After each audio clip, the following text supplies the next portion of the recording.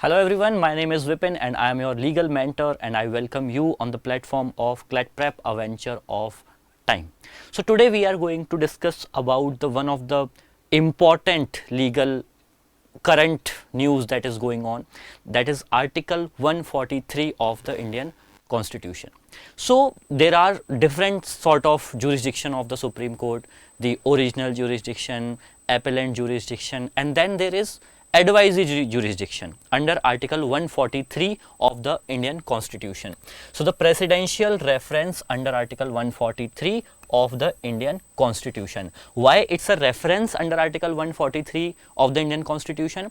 क्योंकि इसमें on behalf of the government of India president of India supreme court को refer करते हैं किसी भी मैटर को, बेसिकली एडवाइस मांगते हैं सुप्रीम कोर्ट ऑफ इंडिया से under article 143 of the Indian constitution किसी भी इंपॉर्टेंट लीगल मैटर के ऊपर, right? So let us understand this in detail now. Why it is in news? सबसे पहले हम इसे समझेंगे.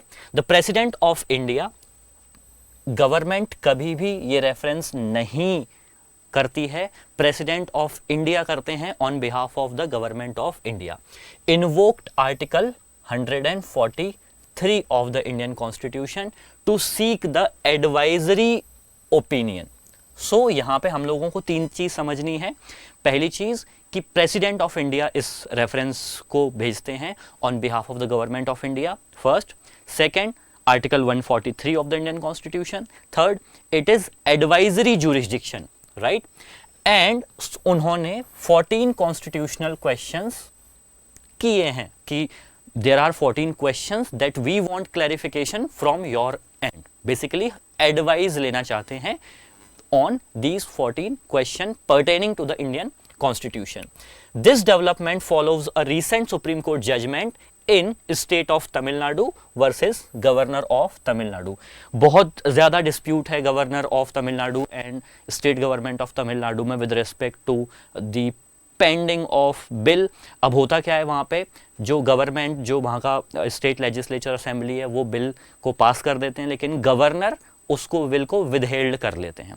सो क्या इसकी एक टाइमलाइन होनी चाहिए, कब तक वो उस बिल को विदहेल्ड कर सकते हैं? या तो आप अप्रूव करो या आप उसको रिजेक्ट करो, बट आप उसको विदहेल्ड कब तक कर सकते हो, और अगर आपको उसे अप्रूव करना है तो किस टाइम फ्रेम के अंदर आपको उसे अप्रूव करना पड़ेगा, right?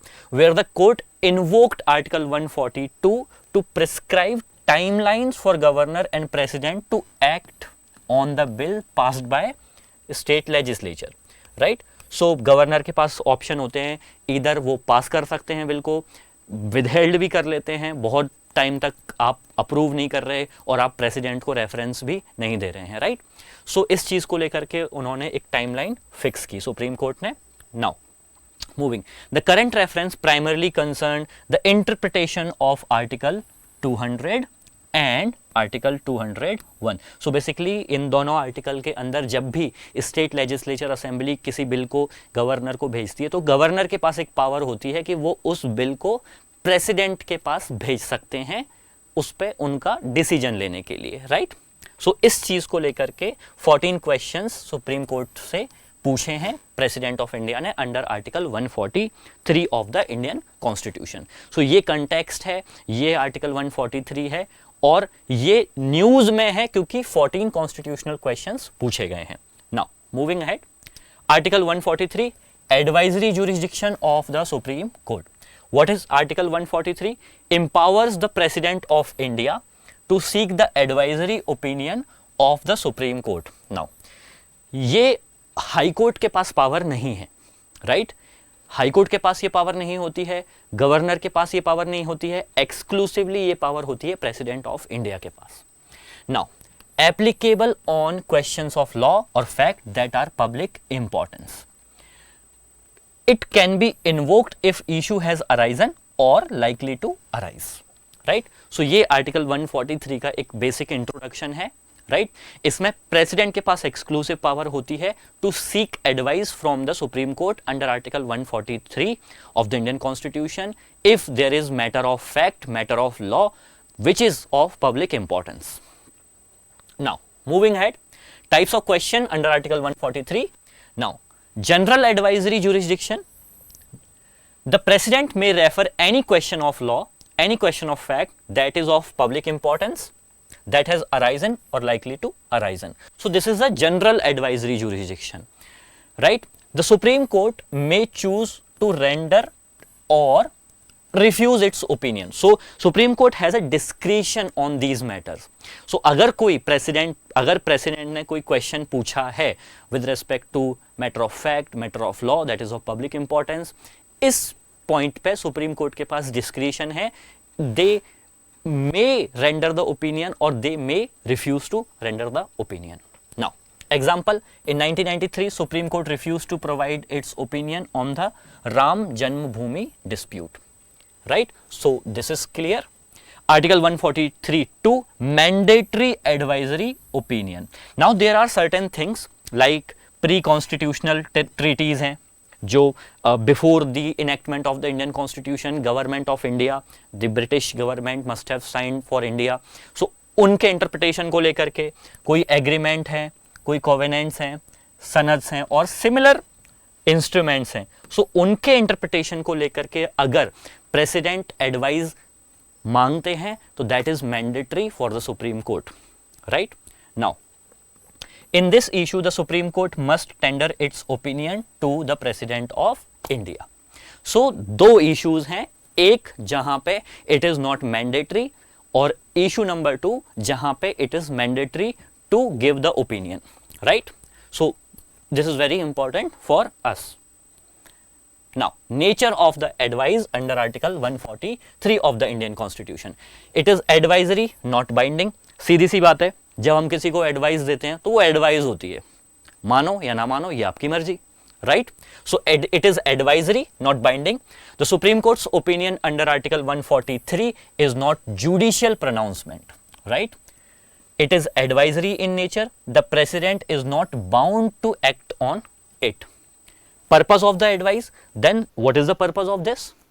Now, provides the government with an authoritative legal view, right? Helps in decision making on complex constitutional or legal issue.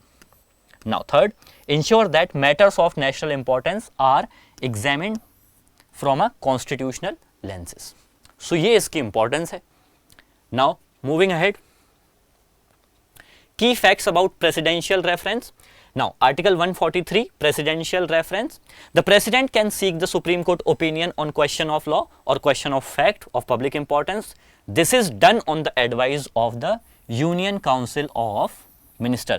As we all know that president जब भी कोई act करते हैं, so उनका personal opinion matter नहीं करता है.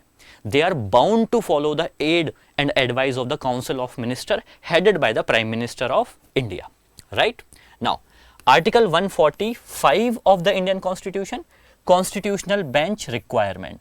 So, जब भी President under Article 143 कोई advice seek करते हैं सुप्रीम कोर्ट से, मिनिमम 5 जजेस को उसको डील करना पड़ेगा. Such references must be heard by a bench of at least 5 जजेस, also known as constitutional benches. This ensures that important constitutional matters are addressed by a broad judicial panel. So this is basic information about this, very crucial for us. Now, past instances of presidential reference under Article 143. So, there are certain landmark cases. Delhi Law Act case 1951 defines the limit of delegated legislation by the Parliament. Parliament जो lower authorities हैं, उनको किस किन चीज़ों को delegate कर सकता है, इसको define किया गया था इस law के अंदर. Kerala Education Bill addressed conflict between fundamental right and DPSP. Right, part 4, part 3 of the Indian Constitution. Now it has been clarified that they both are complementary to each other, right? Berubari case, जहां पे हम लोगों ने कुछ part हमारी boundary का पाकिस्तान को दिया था, held that secession of Indian territory requires a constitutional amendment, right? और बेरूबरी केस 1960 में ही पहली बार ये कहा गया था कि preamble is not a part of the Indian Constitution. However, ये रूलिंग बाद में केशवानंद भारती में चेंज हुई, जहां पर एडमिट किया गया that preamble is a part of the Indian Constitution. Presidential election case upheld that the presidential election can proceed despite vacancies in the state assemblies. Third judges case laid the foundation of the collegium system for judicial appointments. Now I have a question for you on this. How many judges of the Supreme Court are the member of collegium system? Please tell me in your comment box. Thank you so much. Be with us.